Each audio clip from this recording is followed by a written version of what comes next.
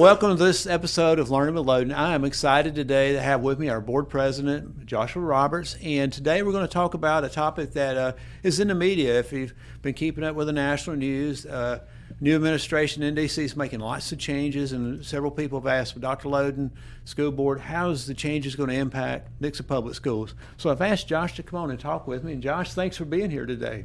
Thanks for having me, Dr. Loden. When you asked me to take a look at this, I kind of did a deep dive into a little bit of the history of education in the United States, and what I discovered was back in the 1850s, Massachusetts was the first state to provide education for all kids. It's called compulsory education. By the 1920s, all 50 states had mandated that we would educate our kids. Now, it took several years, a few more years in civil rights acts for that to apply to all children, but today we educate all of our children, and I think it's one of the greatest things that our country has ever done, and that's to accept all kids. We accept everybody that comes, and we agree to educate them, and I think it's a wonderful thing that we do. So if you've got a student that's advanced intelligent, you've got an average student, or you've got a kid that has special needs, we're going to take them, we're going to meet them where they're at, and we're going to move them forward. And really, with the Department of Education, their job nationally is to kind of deal with equities and make things fair. They deal with equities among states, inequities that might exist within a state between schools, and when you drill down to the school level, some of the inequities that might be involved between students when you have special needs students or other students that have issues with learning or whatever the issue may be. So the Department of Education does play a very important role in our country. And Josh, I'm glad you said that, because it's easy to say on the service level, just cut out the Department of Ed or cut out other departments. But when you start looking, you can cut out the department, but then what do you do with the funding? And that would be a big concern for us. And the Department of Ed, if you look at the history, at one time, the education was governed by the Department of Interior. So the people that were running your parks, worried about your lands, were over education. And then next was the Department of Health and Human Services, which has a different mission, but similar mission. But after the 60s, when you added your special education programs, you started your title programs, and it got big enough, then President Carter started the department. But I don't think the federal government's just going to give dollars to the states and say, do what you want to with it. There'll be regs. But I do believe there is a sense that over the last few years, the department has got away from its scope of being an agency that flows the funds into the states. And I think we're going to go to that model. So will we have a Department of Ed? I don't really know. But I don't see the state or the federal government cutting out the funds that we have for our children. And if you look in Nixa, our demographic population is about, reduced free lunch rates about half the national average. So our federal dollars are very small compared to other states, other districts, and still we have about $5 million that comes in to help us. And when the federal government gets involved, or the state, they'll put in programs and mandate them, but they don't really fully fund them. Like with our EL program, we have almost 500 children that are English language learners, and we receive enough funding for one teacher and one para from the federal government, $0 from the state government, and then we have 5 FTEs, or 5 teachers. So the local taxpayers are paying for the teachers. And with special education, it's very underfunded.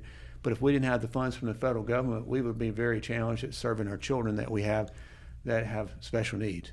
Yeah, absolutely. And I think the Department of Education plays an important role. Now, you could certainly make an argument that it's bloated, that it needs to be downsized. And we sometimes joke that we get 90% of our regulations and 10% of our money from the federal government. But that's not that far of a stretch from reality. But it does still serve an important purpose. And they're not going to just hand us dollars without some accountability for that. So I think you could certainly trim the fat from the department.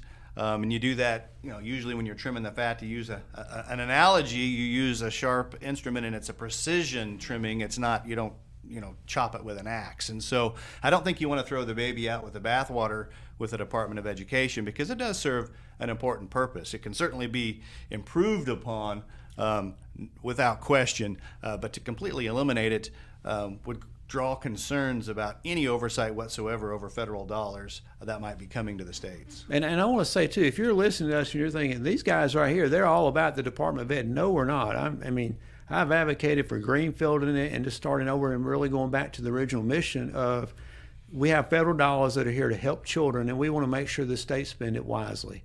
You're not going to send billions of dollars to the states without oversight. And you need that. You need to ensure that Nixa has a plan and that we submit a plan to the state and the state approves it. And the state has a plan they submit to the feds and they approve it, so you have checks and balances. So you don't have people buying $2,000 hammers and $1,500 coffee cups and crazy things. Absolutely, yeah. As a thriving school district, I don't think that we necessarily need federal oversight. However, I do appreciate it plays a role. We're always advocating for more local control. The more control we can get over our school district, the better our school district will be, because we know what's best for our kids. Somebody in Washington doesn't know what's best for our kids. So we certainly would advocate for as much local control as we can get. Just the issue of completely eliminating the department doesn't seem to be.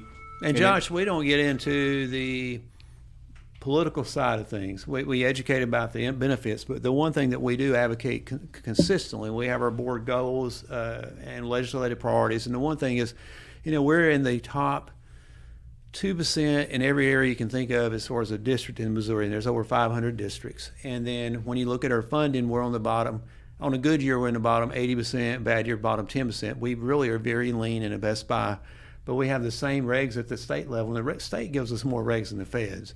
And we don't have any earned autonomy. And I would think that would warrant, if you're in the top tier and you're spending wisely, that you could have more earned autonomy. But as far as the federal government, we don't really have all the answers, but we do believe that there'll be changes, and we'll be monitoring the changes. The core things that we have, our reduced free lunch program, our special needs children, our EL children, I hope we don't have significant changes in the funding, because we're really underfunded already. The one program that we look out for, we're pro-ag and pro-farmers in Missouri, brought up in a state that's pro-farm, but a big portion of the reduced free lunch program, it goes right back into your local economy, the regional economy, the commodities that we buy. If you just think about giving children a healthy meal, it's less than $600 a year, I think, to feed a child. And a block of cheese, you have to have the cows, the processing the milk, you have to deliver it to the schools, you have to deliver it to warehouses. There are a lot of jobs, maybe not in Nixa, downtown Nixa, but in this region where the products are made, that goes back into the local economy and supports our farmers too. Yep. The bottom line is, regardless of what happens, we are going to take care of each and every child that comes to us. We're going to take care of our kids. We hope that is with the support of the federal government, but regardless, we're going to take care of each and every student that we have at Nixa Public Schools.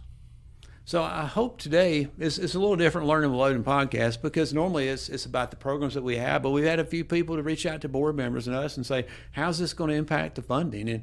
And we have people that have children that they're at risk, that move to Nixa for the benefits and programs that we have. And the $5 million that we receive from the federal government are very beneficial. We try to use it wisely, make sure that we're taking care of our children. And we'll keep monitoring. If we see anything that's going to really change, but will we have a Department of Ed? I don't know. Will we have the funds moved to another department? I'm imagining you're going to see lots of changes at the federal level, and there may be a different agency that's monitoring the funds. But I think the one thing we'll have is we'll have the funds coming to us. We'll have to submit a plan that's approved based on the regs. The state will have to do the same, and you'll still have accountability, because with all the states being so different, you just don't want to say, do what you want to with it. That'd be all over the place. And the core foundation is for the children that have reduced free lunches, for the children that have needs, the dollars are meant to support them so we can make sure that all children have a quality education. I mean, it's a program where you're saying we want to know every child has their needs met. If your child comes to us and they're 2 grade levels above, we want to have extension activities and meet their needs and connect with them. If a child comes in and they're 2 years behind, we want to put them on a trajectory of catch-up growth so they can have at least a year and a half of catch-up growth and get on grade level. So we have universal proficiency or higher for every children in Nixa. Yep, absolutely. I speak for the whole board when I say that we're going to meet each kid where they're at, and we're going to move them forward with their education. Thanks for being here today. Thank you.